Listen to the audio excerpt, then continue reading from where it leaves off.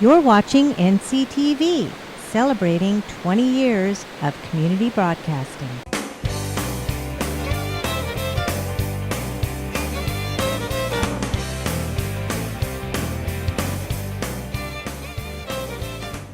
Hi, welcome to the Food and Farm Show. I'm Cheryl Noble. And I'm Gil Dominguez. Thanks for joining us for our season number 2. And Cheryl, planting season is here. People have the fever. It's the warm weekend, and it's mid-March, and the classes have started. Master Gardeners had 2 today. But we're going to start also, we're going to go back to our conservation, the future of farming and ranching in the Sierra Foothills that was conducted a couple weeks ago. We have a couple more presenters to talk with there. And Cheryl, we have a new time as well on Tuesday nights at 7 o'clock. I heard that. This is good. So NCTV, Tuesday night, 7 o'clock is our new time for the Food and Farm Show. And, of course, you can always watch us on our YouTube channel. The Food and Farm Show. And don't forget to find us on Facebook and also check out our website, thefoodandfarmshow.com. All right, so let's get going after the first break. We're back out to Browns Valley to look at the future of farming and ranching in the Sierra Nevadas. You're watching the Food and Farm Show right here on the Food and Farm channel. Nevada County Farm Supply has been part of the agricultural scene since 1993. Their staff consists of a certified crop advisor, licensed pest control advisor, and irrigation auditor. In Penn Valley, they have a full-service nursery with over 500 varieties of plants and garden enhancements. In Grass Valley, they have a warehouse full of soil amendments, fertilizers, and nutrients. Nevada County Farm Supply, powerful knowledge and innovative solutions. Anything Green Hydroponics is your source for hydro systems, grow lights, and soils.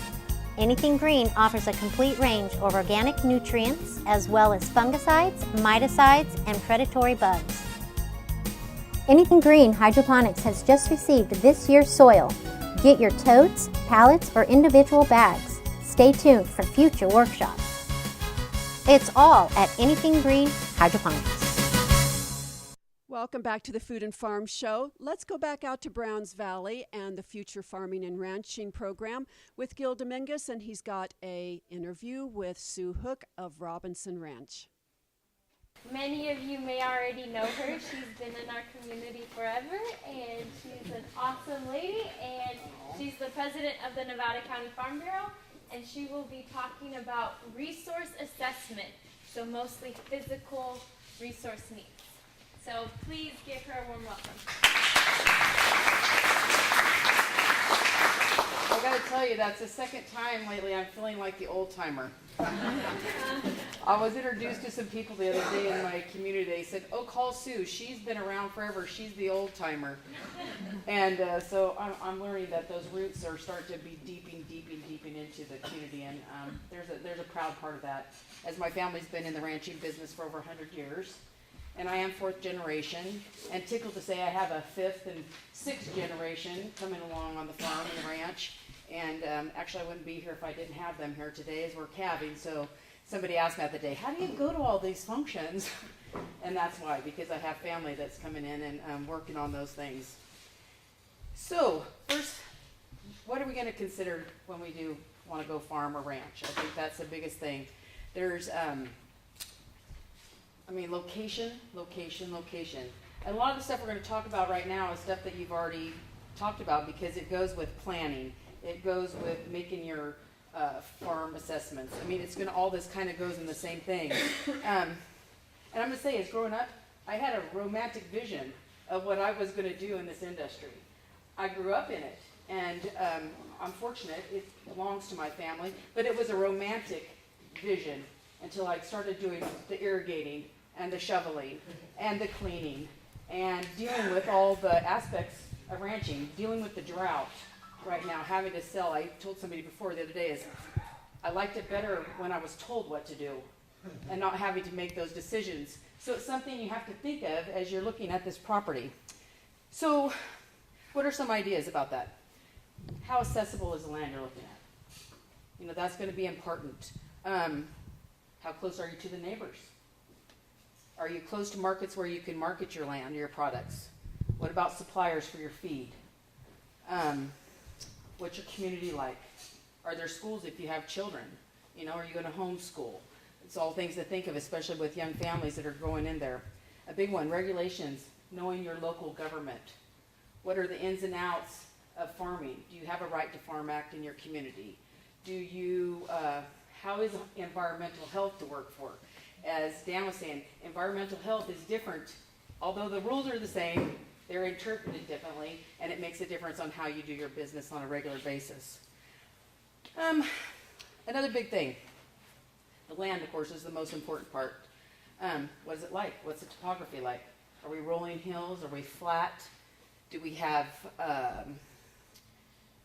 what kind of soils do we have? That's very important. A lot here in the foothills, we know we don't have a lot of great soils. In Nevada County, we have some boomer loam soils, but a lot of it's not even on land that gets used for development for agriculture. So those are some real important things. And we have to be sensitive to our environmental conditions. Do we have wetlands? Do we have endangered species?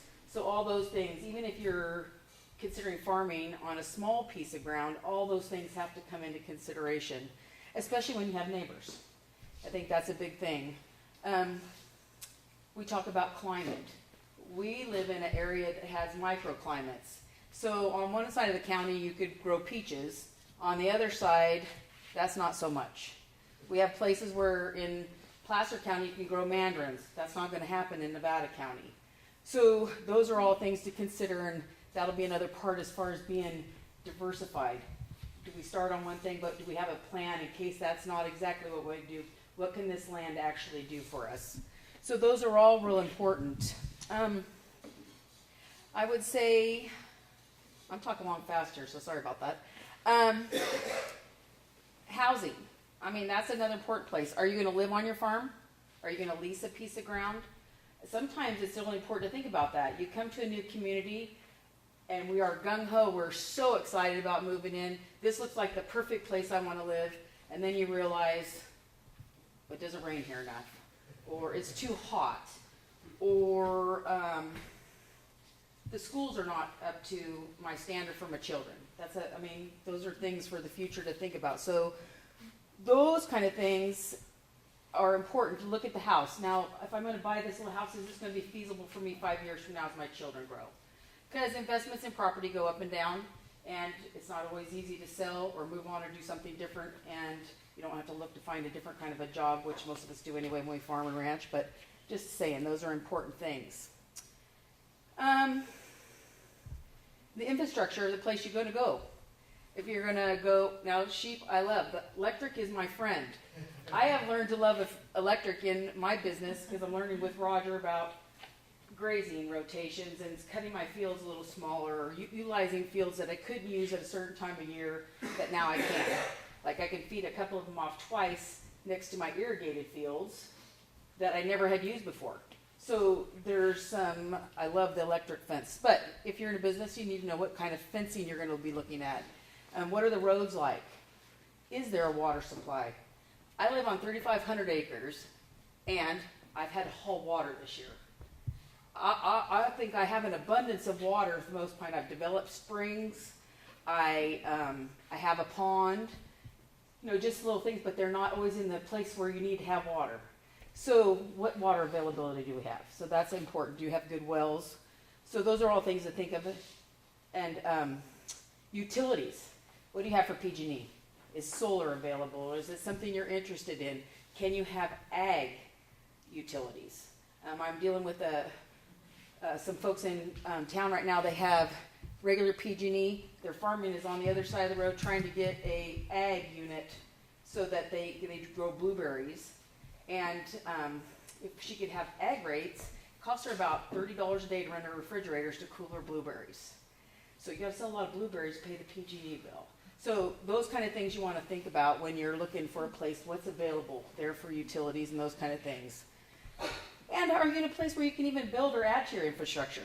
There's a lot of regulations there, again, planning. Those are good things to know about what is in your county, what's in your general plan, what's in your ag element. Take time and learn those things. Let's see. Some of you, especially organic, you want to know what was it used before? What kind of elements were there? Was Was chemicals stored there? Was there a use of chemicals? That would all be important. Was it non-agriculture? Make sure there's no liens or encumbrances on the land. I don't know if you look for land, and a lot of times you can buy land and not own the mining rights, which that probably is not major, but it can come up.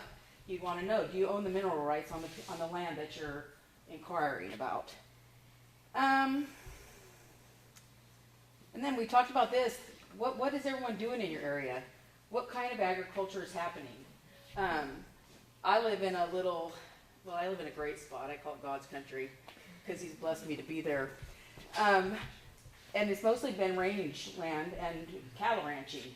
Well, now I have a farm across the road from me. I have another farm coming up. They grow garlic and vegetables from young farmers, and it's just been a kick. And I also have a winery. I have a vineyard. Well, they don't grow all their grapes there, but we do have, what do you call that? A lot of traffic from them. That's what we'll call that. I've learned about traffic on a road. This is another important place. Really think as you decide what you want to do is the private road issues. Depending on the area you live in, private road issues are critical. We live under a Right to Farm Act, but we got to live with our neighbors, and especially if we're going to have activities and teach people about farming and invite them out to the farm, what kind of activities you're going to have. So we do need to know what those laws and rules are there. And then most important, I think, is what services are available there for you. Do we have markets? Where's your RCD? Can you have a relationship with them? The UCEE, Roger's invaluable in our community for us. The Ag Commission office, another source of information of what's going on. That's where you register to be a farmer and a rancher, where you go get your egg license to sell eggs now. Those people are important. The FSA office. Our closest one here is Yuba City and Elk Grove. Where? Elk Grove. And Elk Grove. And a lot of people are interested about that right now with the drought going on. So, how far are those? Is there communication? Are they active offices? Those are important. And of course, I'm going to put in a plug for your local Farm Bureau.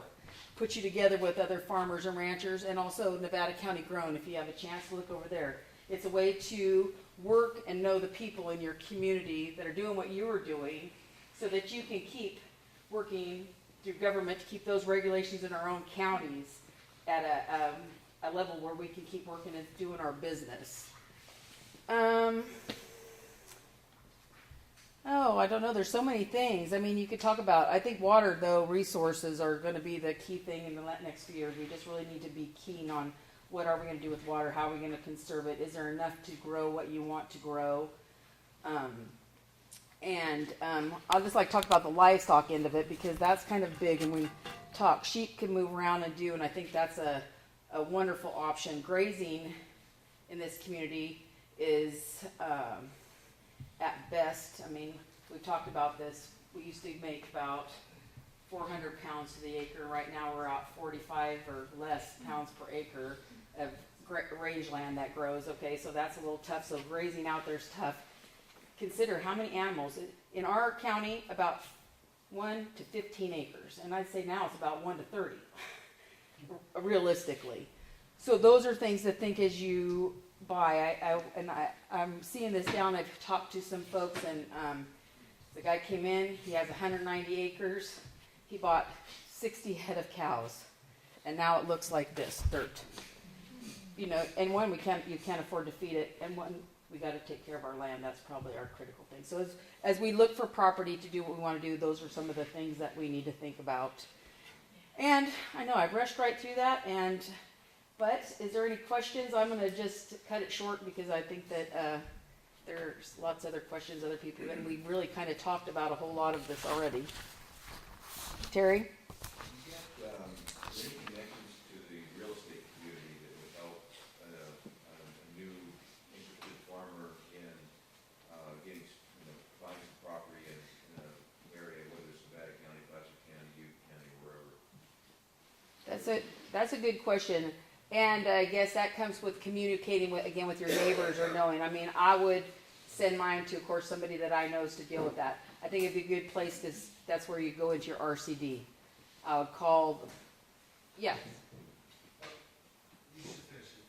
So I'm just thinking that, I thought maybe you had a good point as far as finding land and stuff like that, because research is big. You have to spend a lot of time traveling and looking for that right spot.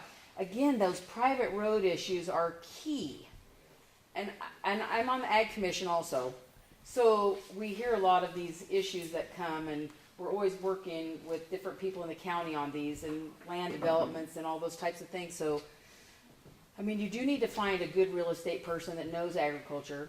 And the first thing they ought to be telling you right off the bat when you look at land is there should be a piece, even if you weren't, there should be a clause in there that says there's a Right to Farm Act. You should know what kind of neighbors do you have? What are they doing on the other side of the, now maybe, I don't know, probably, let's say if I had a grapes, let's say I'm going to move in next door to a grape vineyard, is what I'm going to do in my livestock business going to fit with what they do with their grapes, with the chemicals? Same with the trees. Let's say I'm going to grow some different types of fruit. I mean, you can't start right off the bat. I mean, somehow we've got to keep working this together. We find that happens in agriculture, is what you do is more important than what you do. And I think so when you're looking at property, even that, it's like we have to keep working together, because agriculture is one big industry. It doesn't matter what we're doing. We've got to figure out how we can do it all together. And again, like down the road, I got one neighbor now growing squash. That's going to be his specialty crop right now. Then the boys now down the road, they do garlic, which I never knew there were that many varieties of garlic. And they all are delish. And then of course I raise beef, and then we have sheep. Two of the other kids down there, they move their sheep around. So our little valley's become really diversified, and I wouldn't have ever thought that 50 years ago. 50 years ago, you didn't see a sheep on Spencerville Road. I could guarantee you that. That was beef country. So it's fun to integrate with all these different young people that are doing this. And I think somehow we do have to keep working at keeping them. And Terry, I got off track again. So I'm not real sure exactly, but I think those points of interest would be your RCDs especially. And I like to say, like ours now even has a great, our Jason Jackson just retired, and so now we even have a program. If you have 10 acres, you could have somebody come out and audit that for you. Tell you, this is what you need to do. This is what you could do. Give you some ideas about the resources that are there so that you make the right decisions before going in and spending a lot of money and then having to do it over. You know, like pond maintenance. That's another huge one. So in 100 years that my family's been doing this, we've had to make changes over the year. I mean, what we do now is nothing like it was when my grandparents and my great-grandparents. I mean, we've had a dairy there before. We used to go to the hills. We used to take our cattle away from the ranch and go to the mountains on allotments at one time, which I'm thankful I don't have to do that. But right now, because just the time that it takes to be gone. And you know, and even now with cutting our herds back, you're thinking all the time, now what else can we do to generate dollars here? Keep this open space available, and be able to carry this over to like that 5th and 6th generation that are coming. I can never tell you what it felt like just walking up the field with my granddaughter. Like I said, you know, someday this is going to be yours. You know, she's like, serious? And I'm like, serious. So you better like changing sprinkler, sister. You know? So anyway, with that, I thank you for letting me be here and speak today. It's fun to see all of you out there. And again, I would really take advantage of all the resources. I think we're so fortunate with the amount of resources that we do have to go, and they're so willing to come because they do want to see us stay in business. They do want to see us keep feeding the country. So thank you very much. Joining us right now after her speech is Sue Hoek from Robinson Ranch. And Sue, no stranger to the Food and Farm Show. Thanks a lot for spending some time here with us. Oh, thanks for being here today, too. I think this is another important issue for people to come and learn where you can get information if you want to farm and ranch. Well, the topic of the seminar, the conference, is the future of farming and ranching. And, of course, you and your family are a link to the past And so as you see the future with your knowledge of the past, what is your overall assessment of the future? Well, actually, Paul actually touched to this too. A lot of fifth generation people are coming back. It's like almost starting over because agriculture has changed so significantly. Like we talked, what we did 100 years ago, we're not doing in our place either. I mean, it's changed a lot, and we have to find different ways to make ends meet and make it profitable. I mean, part of it is living on a ranch. You want to be able to at least say you have an income off of it. You know, there's more to breaking even in farming and ranching. So I would say, what do I think about the future?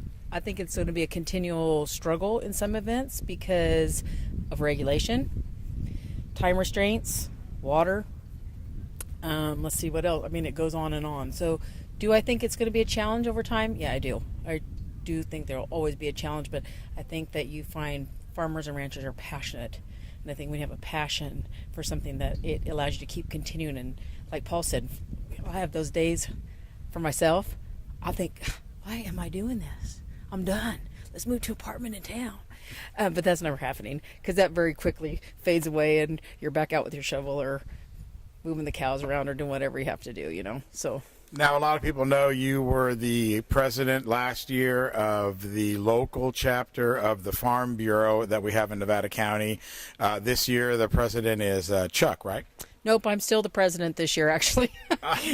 Some things didn't change. So, no, I'm still the president of Farm Bureau this year. I'm active on the Agricultural Commission. I'm the chairman there.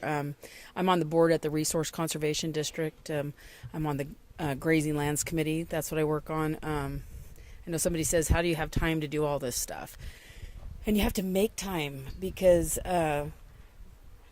these things are so important to what's going on. I mean, like I said, we're back to that regulations, all the things that are going on. If we don't have a hand in having to say what's going on, then I guess if we sit back, then we can't complain. So, and again, I'm fortunate because my kids have come back to the ranch, my one daughter, and so today she's home watching the cows calve, and I'm here visiting and talking about agriculture. Right, which is important. And one of the points I was trying to get to before I realized you are the new president, so I just call you Madam President, is that we have the second vice president of the state organization here today, and how fortunate we are that he's one of our local boys. Yeah, Jamie Johansson is a definite asset to the whole state of California with the position he holds. He travels up and down the state. He's knowledgeable. Unfortunately, there's always politics that are involved with agriculture, and those folks at State Farm Bureau, our local Farm Bureau, are constantly working at advocating for what we do for a living. You have no idea, well, most people have no idea about the kind of bills and the things that are going through the state capitol on a daily basis. It's actually kind of scary. Or where they can tag on something from agriculture on a bill that has nothing to do with ag. So these guys do a tremendous job, and tremendous job for educating people. You know, every time they get out and talk a speech, people listen, and he is. And I think it's because he's a first generation farmer, and look what he's accomplishing. So yeah, I have a lot of respect and admiration for them. Now, is there any difference of opinion or policy between the state farm bureau and the local chapters? Is there some differences of opinion on what should be done, or here and there, or is the state agency obviously it speaks for all its members? It does, and I think, though, you'll find local issues always. Like right now, we're going to go into local elections. So local farm bureaus take up that. We have land use policies that are going through. That's something that your local farm bureau is different than what's going on in your state farm bureau. So your local farm bureau covers, we go along with what's going on with the state in many respects.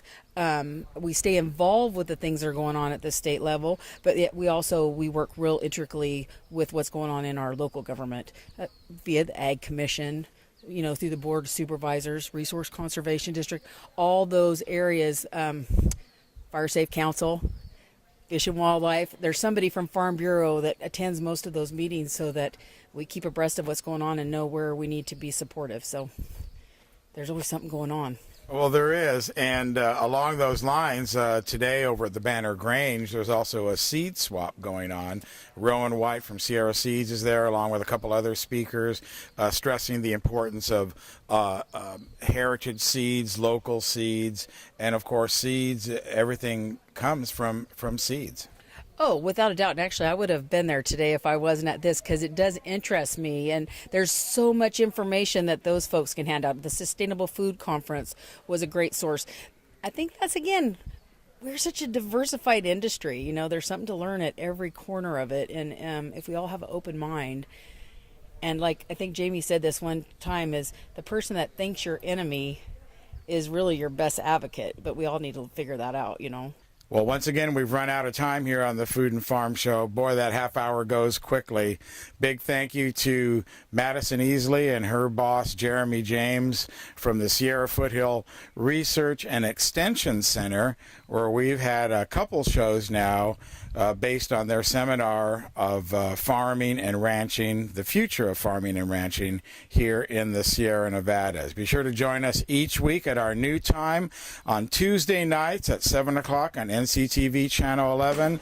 That's Sudden Link Channel 16 for the Food and Farm Show. And, of course, you can always catch all the shows plus the back episodes at the Food and Farm Show on our YouTube channel, which is titled The Food and Farm Show. So until next week, I'm Gil Dominguez. We'll see you later.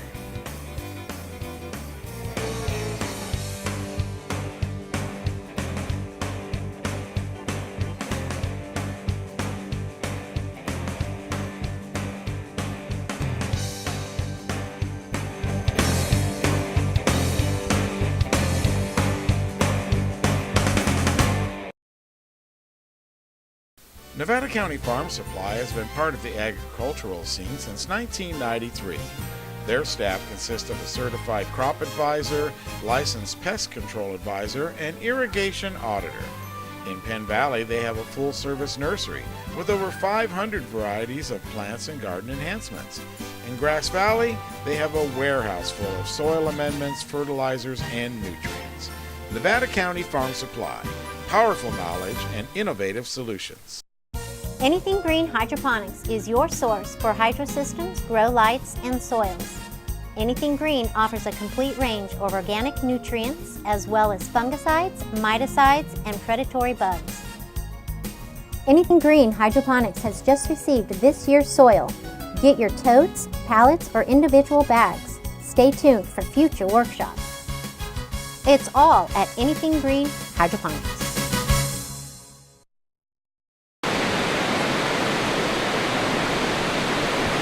You're watching NCTV, celebrating 20 years of community broadcasting.